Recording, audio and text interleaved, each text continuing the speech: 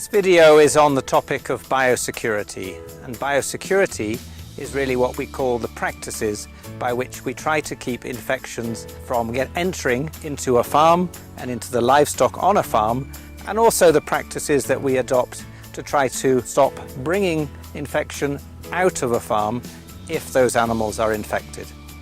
The entrance of infection into a farm occurs by a variety of means. By the entrance of vehicles and people and animals through the main gate of a property.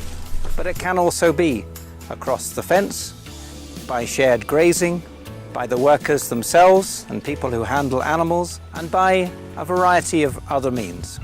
This video aims to show you some of the practices which may be a high risk and some of the options that can be adopted to reduce the risk.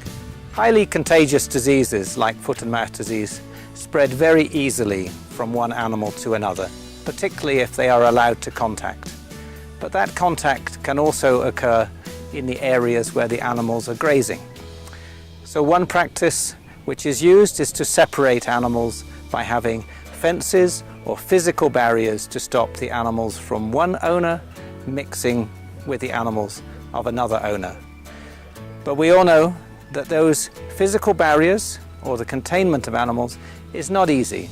It may interfere with the normal practices in which those animals are fed and grazed.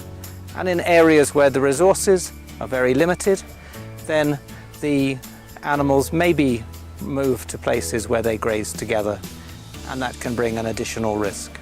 Infections can also spread on feed, such as hay. And if an animal is infected and it's grazing or contacts an area where feed is being stored, that can also be a source for infection to spread through the medium of the food which is then taken to other animals.